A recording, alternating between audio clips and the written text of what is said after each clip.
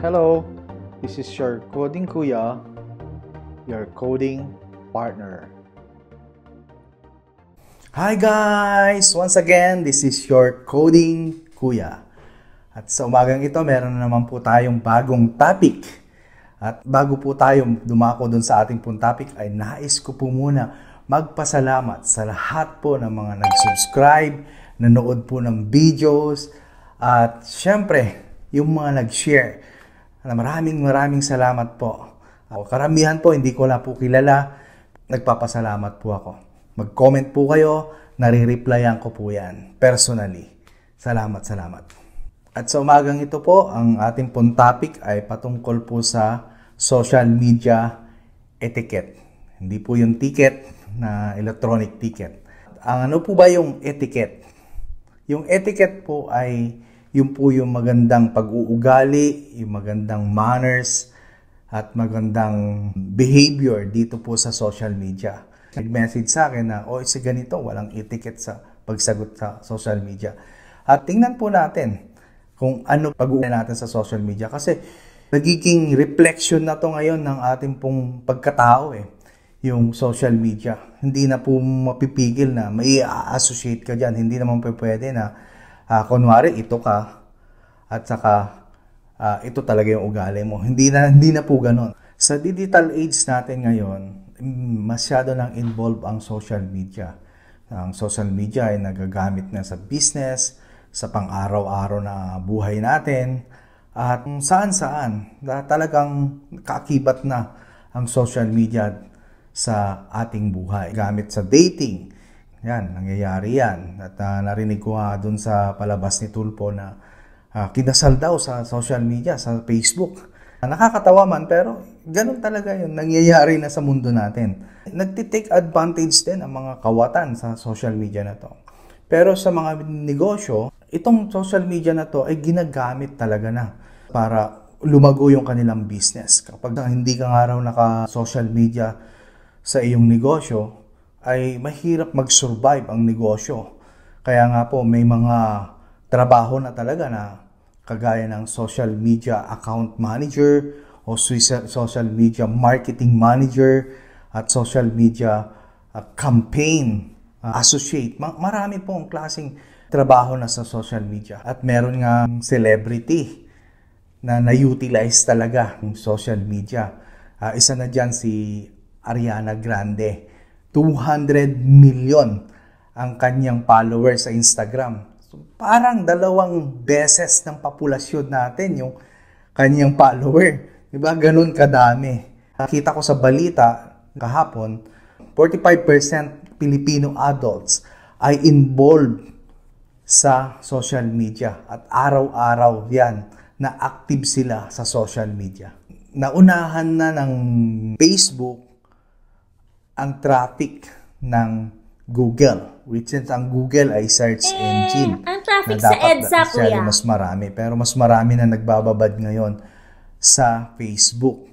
Ano nga ba yung traffic? Hindi po yung traffic dyan sa EDSA. Ang traffic po ay yung nagbababad sa platform ng social media like Facebook. Ibinalik na sa eskwelahan ang GMRC. Di ba? Meron tayo nun dati yung good manners and right conduct. Sana ituro din sa school part ng GMRC ang etiquette. At sana kahit ng mga matutunan din yung tamang etiquette or tamang manners sa social media. Kung dati ang mga matatanda ayaw humawak ng computer, hindi sila makasabay sa Facebook. Pero dahil nga ang social media ay nasa telepono na rin, naging application, ay sila na po yung namamayagpag ngayon. Sila na po yung mas mahirap pigilan. At nag-transition ng mga bata dun sa TikTok. Pero pinasok na rin ng mga matatanda yung TikTok. Wala naman po masama sa paggamit ng social media. Actually, mas na-utilize ng social media, mas maganda. Lalo na kapag nagamit natin ito sa magandang pamamaraan. Kaya lang, kailangan natin mag-behave ng tama dito sa social media. Kasi ito nga yung sinasabi kong reflection na ng iyong pagkatao. So, yun ang aalamin natin kung paano tamang pagbibehave etiquette sa social media. Hindi naman po ako expert dito. As IT professional na nandito sa field ng digital, ay syempre may contribute po tayo dito sa area na to, sa social media. Syempre, nagso-social media din ako, netizen din ako. Ito ay isang seryosong usapan na po ngayon. Meron nga po nag-offer sa akin na trabaho at gagawan daw ng AI itong social media. Ang gusto nila ay i-gather lahat yung mga information patungkol sa tao. Yan na po yung usapan ngayon. At yung behavior mo, kasi dito nagbabase kung ano yung offer nila sa'yo, na kung ano man yung produkto nila or pwede nilang ibigay sa ibang mga kumpanya na ito yung kinakailangan mo, ito yung behavior mo, or ito yung gamot na kailangan mo, ito yung damit na kailangan mo, or ito yung mga produkto na kailangan mo. Ganun po kaseryoso ngayon ang mga kumpanya dito sa social media. Kaya nga po, ang hirap po na ilabas natin lahat yung behavior or yung ating saloobin dito sa social media kasi isang ikot lang ng mga AI, huli ka na. So, ano yung AI? AI ako ng AI. Yung AI ay Artificial Intelligence. Yun po ay yung program sa computer na kukuliin niya kung ano yung ginagawa mo. So, ina-analyze nila kung ano yung behavior mo, ano yung ginagawa mo sa social media. Like, mahilig pala ito mag-shopping, mahilig pala ito mag-travel, mahilig pala itong mamili ng gadget or magluto. So, ma-analyze nila yon at alam nila kung ano yung i-offer sa'yo. O, single pala to. So, mayroon silang application na kung saan nandun yung mga single, magkakakilala kayo, pero may bayad, syempre. So, mga ganon yung mga gawa nila ngayon. Sa social media na sila humuhuli kung ano talaga yung taste ng isang tao. Namang exact rule sa paggamit ng social media. Actually, ang gamit lang natin ngayon ay common sense. Sa mga artista, syempre, ito yung role nila sa kanilang movie. Pero dito sa social media, hindi naman ganun eh. Na ito ka sa social media, tapos ito ka sa totoong buhay. Yung online character mo is part na ng totoong behavior mo or totoong pagkatao mo. Importante na seryosohin natin ang social media life or behavior natin. Bakit? Una, data doesn't die. So, kung ano yung pinost mo, ano yung reaction mo, kahit i-delete mo yan, pwedeng may maiwang trace. Matindi doon, pwede nilang i-print screen at i-share sa mga kaibigan mo, i-share sa pamilya mo, kakilala mo, at hindi mo na mababawi yon. So, reflection mo na yon. Personally, kaya bigla akong naglaylo sa social media kasi nangyari yan sa akin personally. Pwede madamay buong pamilya mo sa isang reaction mo or isang pagkakamali mo. Number 2, everything that you post is public. So, nun, kahit na meron mga settings, meron mga restriction na isiniset sa social media, natitrace pa rin yan. Kasi meron talagang mga tao or company na ito talaga yung trabaho niya, i-trace kung ano yung mga behavior mo doon sa social media. At sabi ko nga, may nag-offer sa akin dati na, at ito mga company na to is well-founded. Ito lang talaga yung focus nila to gather information. Number 3, ito pinaka-importante po, maraming organization, companies, school, and even government ay sumisilip talaga sa social media life mo o social media activities mo. It can make you or can break you. Actually, wala naman talagang rules, pero iba, ginagamit nila kung ano yung behavior mo sa social media. Pwede ka nilang i-fire or pwede ka nilang i-hire. Depende sa activities mo sa social media. At meron ngang mga balita na mga natanggal talaga sa trabaho. Yung iba nag-inom, nag-post ng inappropriate na mga photos at against dun sa paniniwala ng kumpanya. Kaya kinabukasan, siya maka-access dun sa office kasi tanggal na siya. Hindi niya namalayan. It makes sense naman dahil ire-represent mo yung company nila. So, nasa kanila yon kung anong rules ang gagawin nila sa'yo. And, of course, kung wala man sila access sa'yo, dahil hindi mo sila friend, pero pwedeng may access sila sa mga friends mo. Lalo na kapag ang mga settings mo is friends of friends, kita-kita talaga nila lahat yon. Whatever we post, pwedeng makasira sa atin or pwede ring makabigay sa atin ng magandang benepisyo. Kaya medyo ingatan natin yan. Ito yung personal suggestion ko. Meron akong do's and don'ts. So, uunahin ko yung do's. At ang number 1, do fact checking or do some fact checking. So, ang ibig sabihin yan, syempre, kapag nakakabasa ka sa Facebook or sa kung saan man yan na social media, kailangan i-check mo muna yung article or i-check mo muna kung totoo ba yun o hindi. Kaysa naman hina-high blood ka na dyan, hindi naman pala totoo. So, check mo muna. At dahil sa dami ng information ngayon, wala naman talagang regulation. At kahit maglagay sila ng regulation sa sobrang dami ng data, ay mahirap matrace talaga yung tama o hindi. Dahil meron naman talaga ginagamit nila ang social media for their personal agenda or propaganda. So, ang pinaka number 1 dyan ay i-check natin. Mag-fact checking tayo. At sobrang laki ng data ngayon. Meron pong trabaho nga na big data analytics na kung saan pinag-aaralan talaga nila yung mga data natin. Maliban sa artificial intelligence, meron pang big data analytics na kung saan galing yung information, ina-analyze nila yan. Read the entire article.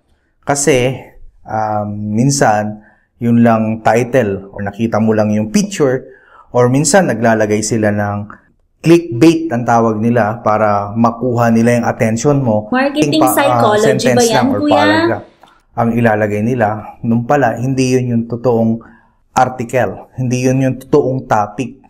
At syempre, check mo rin kung sino yung nagsulat. Sino yung creator. Yan ang bagong tawag nila ngayon, creator. So, sino yung creator? Reliable ba tong creator na to? Or kung sino-sino lang na naglagay ng kanilang article?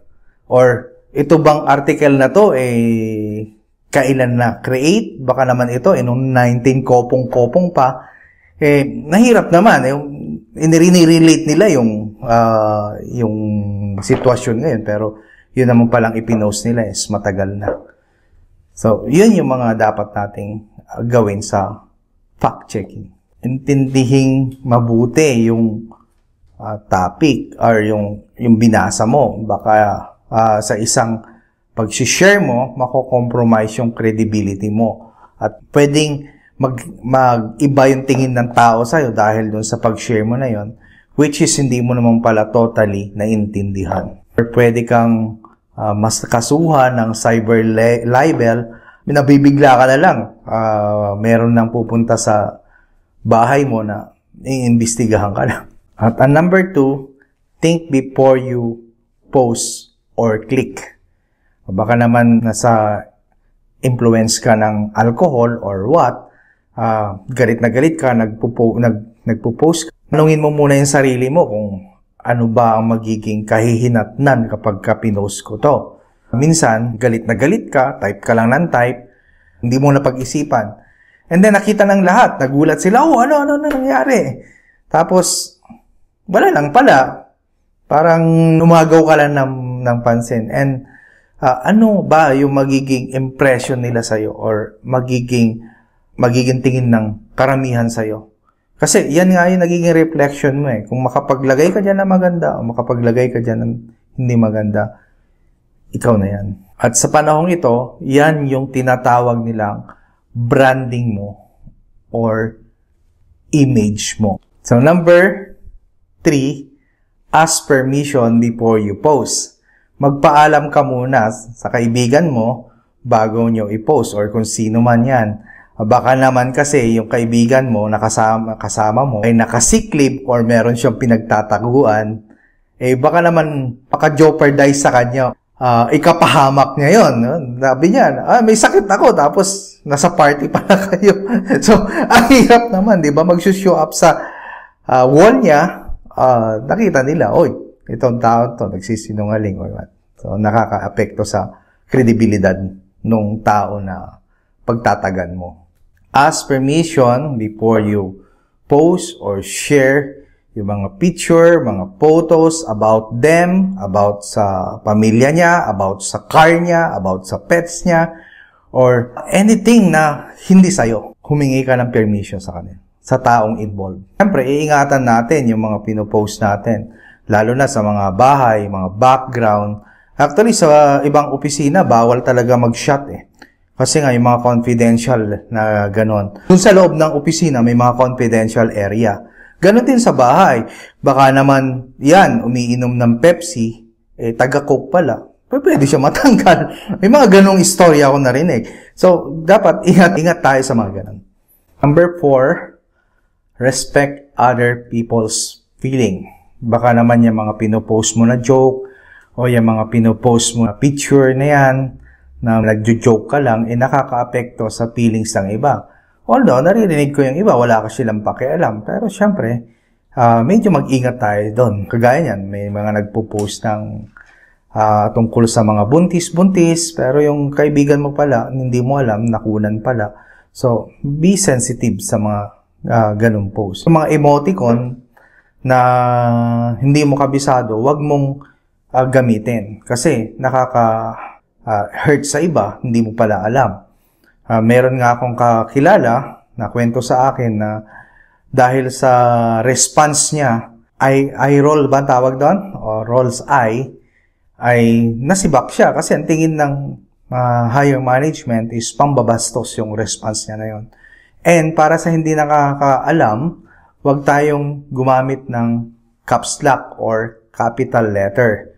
Kasi, ang ibig sabihin niyan sa digital world, sabi nila, ang caps lock ay naninigaw ka. At gumamit ng mga exclamation point na marami kasi ang dating sa kanila, minumura mo sila. So, yun yung mga dapat nating iwasan. Or, nagsishare ka ng mga picture din na hindi mo alam, nagiging racist ka na or nagdi-discriminate ka na sa ibang tao. So, i-check natin yung mga ganon. Iiwasan natin. I-respeto natin yung feelings ng iba. Huwag magpo-post na public kung ang mensahe mo pala ay para sa direct message. Kaya nga may tinatawag na PM or DM, private message or direct message. At huwag mo ring ipopost yung private or yung direct message ninyo. Huwag mo i-print screen tapos bigla mo na lang ipopost, di ba? So, kaya nga kayo nag-private message para confidential sa inyong dalawa lang. And bago ka tumawag or mag-video call, magpaalam ka muna. Call ako Baka naman yan, natutulog or nasa toilet or kung nasaan man siya. So, baka makasira sa kanya yan. One more thing, wag naman tayo maging passion police na papakialaman natin kung ano yung suit nila o kaya culture police, kung ano yung kultura nila. Nag-comment ka na ng kung ano-ano. Lalong-lalo na yung mga grammar police, ang dami niyan. Na kala mo, alam ko matalino ka, pero ano ba naman yung nagkamali siya ng type or na-auto-correct siya ng phone niya kasi Tagalog naman, biglang na-auto-correct. Ang dami mo na sinabi. Diba? Kino-correct mo na siya. So, bayaan mo lang. Hindi naman natin ikakamatay yun. Pag nakita mo, minsan grammar mali, spelling mali, okay lang yun. Respeto naman natin sila. Protect yourself. Yan, yung mga cyberbullying, at saka yung mga identity theft. Yung mga nagnanakaw na yan, di ba? Minsan, nadodoble yung mga account natin na hindi natin namamalayan. Yun, yung mga identity theft. Saka yung pagpo-post mo ng mga passport, grinay out mo. Yun, ako, binabati ko minsan na private message ko, oy, wag mong i-post yung, sabi nila, nag-gray out ko. May certain calculation yan para makuha yung tamang kasunod na number or yung mga ibang number, lalo na sa credit card. May mga algorithm yan. Ako, nagtrabaho sa bangko. May mga algorithm yan masasabi ko sa inyo. Huwag nating padaliin yung buhay ng mga hacker kasi tayo na mismo yung nagbibigay ng information sa kanila eh. Kayang-kaya nilang kopyahin yan ilang beses. Saka wag niyong i-post ng public yung mga sensitive na picture nyo. Kasi pwedeng kunin yan ng mga hacker or kawatan at pagkakitaan, di ba? Kaya magkaroon tayo ng kaunting security or protection sa sarili natin. Paano pa? Kailangan nating magpalit ng password time to time. Sa mga offices, sinasabi nila yan na yung password is nagpapalit every other month. Pero dito sa social media, kailangan din natin gawin yon na magpalit tayo every now and then. Magpalit tayo ng password. Lalo na sa mga shared na device, o mga computer, o kaya nakigamit ka ng phone, huwag mo isi-save yung password mo doon. Kailangan clear yun. Ganon ang gagawin mo para maprotektahan mo rin yung sarili mo. Hindi mo alam, nakigamit ka sa kaibigan mo ng device or ng gadget na wala niya, pwedeng maging against sa'yo. At next, do not accept yung basta-basta na request. Kung hindi mo rin lang naman mabebentahan yan, or hindi mo rin ma-o-opera ng produkto mo, wag mong i-accept. Kasi pwedeng yan pala ay spy na tinitingnan niya kung ano yung nagiging activities mo. Hindi mo alam. May mga ganon na mga tao, nag-i-spy lang kung ano yung activities mo. Kaya nga, yung iba, may nabalitaan ako, nanakawan. Bakit? Alam nila na wala sila sa bahay kasi nag-post siya, pero niya, hindi naman niya pala kilala, magnanakaw pala. Wala sila sa bahay, napasok sila. Consider late uploading para hindi real time. Yung iba, nagla-live pa nga kung nasaan sila eh. Lalo na kapag ang tirahan mo ay medyo hindi ganun ka-secure, wag mong gagawin yan. Kasi, meron ka palang friend dyan na hindi mo naman totoong friend, in-accept mo lang, sila pala yung mga spy na naghahanap lang ng pagkakataon, nag-post ka, nasa ibang bansa ka, walang tao sa kanila, limas yung bahay mo. Kaya, okay lang na mag-late upload. Okay lang naman eh. Protektahan mo rin yung reputasyon mo kaysa naman makipag-argue ka at makipag-away ka publicly, i-unfriend mo na lang or i-block mo na lang kung hindi mo naman talaga siya kakilala or kakilala mo, hindi mo talaga siya kaibigan or talagang bastos. Mas maganda, linisin mo yung Facebook mo. I-unfriend mo yung unfriendable. Tama ba yun? Yun yung mga ganon. Para akong psychologist dito. Next is prep up your profile or presence. Anong ibig sabihin yon?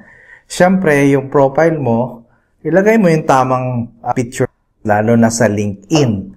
May mga LinkedIn, yan yung mga professional na social media. Diyan naghahanap ka ng trabaho, magagamit mo yan. Karami ako dyan na nakikita na magagandang trabaho. Diyan din ako nakakahanap ng magandang trabaho sa LinkedIn. Ayun. Kailangan tama yung nakalagay doon para paano ka naman nila siseryosohin kung yung aso mo yung nakalagay.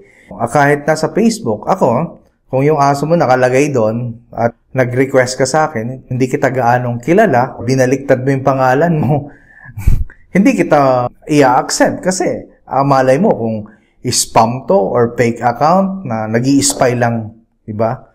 Kung ano yung gagawin ko. So, iayos mo. Bakit kailangan ng presence sa online or favorable presence sa online?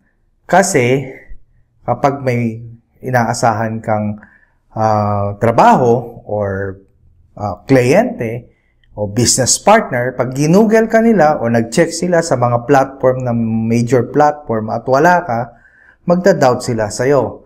So, titatingin nila hindi ka updated o kaya magda-doubt sila, ano tong taong to? Hindi siya nagpapakilala. So, scammer ba to or what?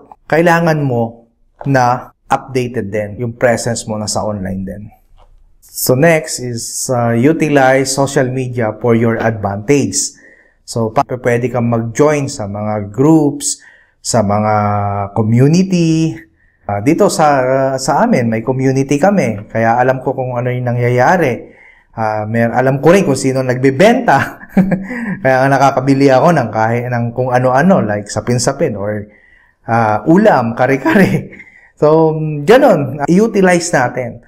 Pwede rin natin siya magamit for our own advantage sa business natin. Diba? O kaya sa trabaho. Pwede kasing maging mark mo na yan or ang bago kasing term dyan is nasa social media, yan yung branding mo. So, i-utilize mo siya sa tama, hindi sa mali. Siyempre. Kasi kapag na-utilize mo yan, lalo na sa mga businessman or nagbi-business, napakaganda. Kasi yan yung magiging integrity mo, yung brand mo. O yung image mo. Next is stay in touch or keep in touch. Ang social media ay social networking. Connection yan. Kaya kahit na hindi mo trip ang mag-social media or naiingayan ka sa social media, lalo na sa politika or sa mga kung ano-anong chismis, unfollow mo lang yung iba. Tapos, i-silent mo lang yung notification, pero pwede yun. Basta, huwag kang mag-disconnect.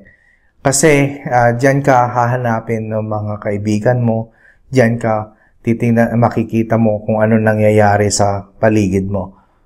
Ako nga, hindi ko alam na may nangyayari na dito sa community namin, pero dahil may social media ako, alam ko kung ano nangyayari. Alam ko kung nasaan yung may COVID. Alam ko kung may COVID dito sa tower na to, saang tower may COVID para maiwasan ko. Another thing, respond accordingly. For example, may nag-chat sa'yo at may tinatanong or whatever at hindi ka naman sigurado, mag-response ka lang. Sabi mo, hindi ko alam. Hindi naman pwede na isin mo lang, di ba? Pag sinin mo, parang nabastos mo. Or lalo na kung may issue kayo, di ba? Dati. Tapos ganon, hindi pa rin nakaka-move on to. So, sa akin, nangyayari yan, sinasabi ko, I'll get back to you. Or, ang sinasabi ko, nagsusorry ako kung kinabukasan ko na sila nare-replyan. Basta ang importante, makareply ka. Para at least naman, hindi naman nila ma-feel na in-ignore mo sila. So, yun yung isang mga part ng social media etiquette. So, next ay doon naman tayo sa don'ts. Kaya lang, masyado nang mahaba eh. So, putulin muna natin dito. Doon na muna sa next upload. Para meron ka namang abangan. Sana nakatulong ito sa inyo para magkaroon ng information paano talaga gamitin or i-utilize ang social media. Maraming klase ng social media po, hindi lang Facebook. May Twitter, may Instagram, napakarami actually. May Pinterest pa nga na baka hindi nyo po kabisado yon. May-utilize mo yan lalo na kapag negosyante ka. O may-utilize mo yan kapag professional ka rin or actually sa buhay, na-utilize na talaga ang social media. Either ito ay sa church, ito ay sa business, sa community, non-profit organization. Yung iba nga, ginamit ito sa election, diba? Kahit sa US or saan lupalop ng mundo, ginagamit nila to. Dapat ay tama lang yung paggamit. Pero, hindi ko itutuloy yung don'ts. Abangan nyo sa susunod na upload. Masyado na mahaba eh. Mabigat na masyado i-upload. At I hope nakatulong ito. At until next time, this is Short Coding Kuya.